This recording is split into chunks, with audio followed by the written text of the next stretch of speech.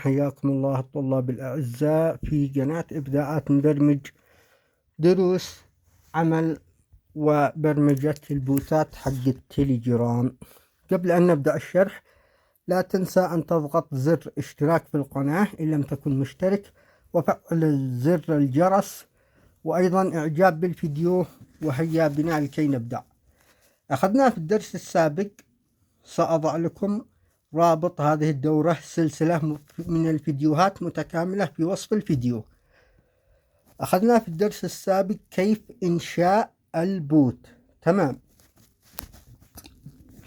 دعونا قبل أن نبدأ في الكودينج وعمل ملفات هذا البوت، دعونا نأخذ الخصائص التي تتحكم في هذا البوت. أنت لو ضغطت هنا بعد أن أنشأنا هذا البوت، تلاحظ هذا البوت أمامك.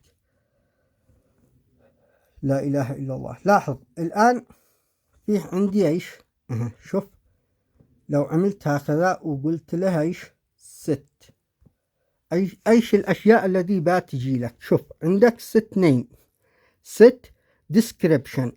إذا ضغطت ست ديسكريبشن، طبعا إحنا حقنا البوت هو هذا، هذا حقنا البوت. أضغط فيه. تمام. الآن يقول لك send me the new description for the boot. تمام، يعني ترسل له النص حق البوت. تمام. ايش بتقول له؟ طبعا هذا الديسكريبشن بنشوف فين بيكون. مرحبا بكم في بوت قناة إبداعات مبرمج. تمام. ونحط أيضا مثلا إذا حطينا رابط أو أي شيء لا يهم، يعني نحط هذا الوصف. لاحظ. تمام. الآن قال لي إيش؟ successful أو success، يعني تم بنجاح. لو ألاحظ أدخل أنا إلى البوت هذا. شوف، لحظة واحدة. هذا إبداعات مبرمج. لا، ليس هذا البوت الذي أريد. أين البوت حقي؟ ستارت. من المفترض أنه تم عمل ليش successful description update.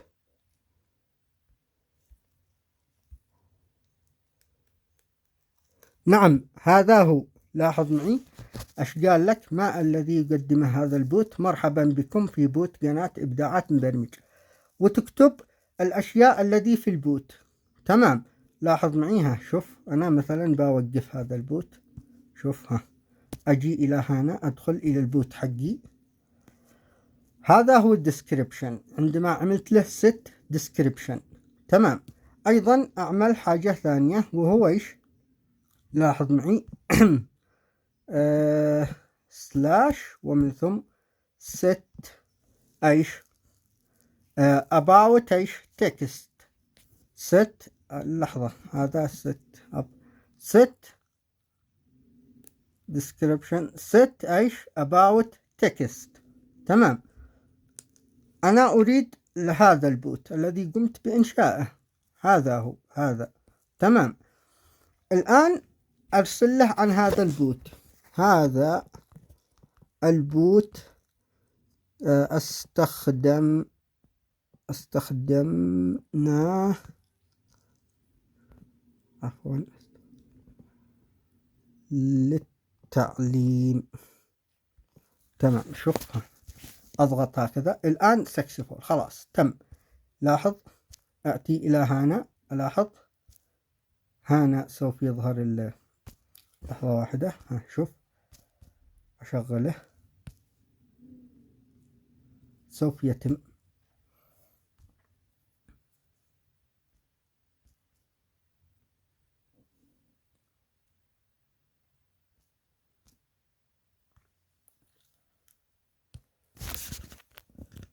دعونا نقوم أول شيء بعمل ليش البيكتشر. لاحظ معي. ها، شوف set، عفوا، شوف set يوزر ايش بكتشر، عفوا set يوزر بكتشر لهذا البوت أيضا. الآن يقول لك أن ترسل ليش البكتشر الخاصة به بهذا البوت. لاحظ مثلا بأحط له هذه الصورة، خلاص أصبح هذا البوت معه ليش البكتشر الخاص به. لاحظ، وهذا هي الصورة، لاحظ معي هذا هي الصورة. أيضا هذا هو الأباوت تكست، عندما عملنا set about text هذا هو المعلومات عن ليش عن البوت. ممكن تحط رابط قناة أو أي شيء هنا. أيضا هذا الديسكريبشن تبع ليش البوت. إن شاء الله تعالى في الدرس القادم سوف نقوم بالآتي: سوف نأخذ هذا ليش التوكن، سوف نأخذ التوكن ومن ثم نستخدمه، ويعني نربط هذا البوت حقنا بملف PHP ونبدأ في برمجة البوت لكي يتفاعل معنا البوت ويعمل أو يكفي بالغرض الذي نريده كالمراسلات، كإدارة مجموعات والكثير من الأشياء التي سوف نتعلمها. لا تنسى الاشتراك في القناة، أيضا أن تشارك المحتوى حق هذه القناة، شارك الفيديو لغيرك لكي يستفيد غيرك. لكن قمنا بأخذ في هذا الدرس الأشياء التالية: قلنا له set description، تمام، بعدها اخترنا البوت الذي يعمل له الديسكريبشن. بعد أن اخترته قال لي أرسل الديسكريبشن، أرسلت له هذه الرسالة قال successful. أدخل أشوف هذه الرسالة فيني، هي في هذا المكان، هذه هي الرسالة. بعد ذلك قلت له set about text حول ليش البوت، قال لي اختار أي بوت أريد، اخترت هذا الذي عملناه، أرسلت له هذا النص. بعد ذلك لو ألاحظ هذا النص، هذا البوت استخدمناه للتعليم، فين أحصله في هذا المكان، تلاحظ في هذا المكان.